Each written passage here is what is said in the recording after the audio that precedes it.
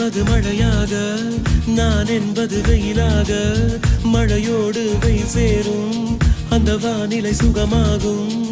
சரி என்று தெரியாமல், தவறென்று புரியாமல், எதில் வந்து சேர்ந்தேன் நான், எதிர்பார்க்கவில்லை நான். என் வசம் இரண்டடுக்கு ஆகாயம், இரண்டிலும் போகுதே என் காதல் கார்மேகம்.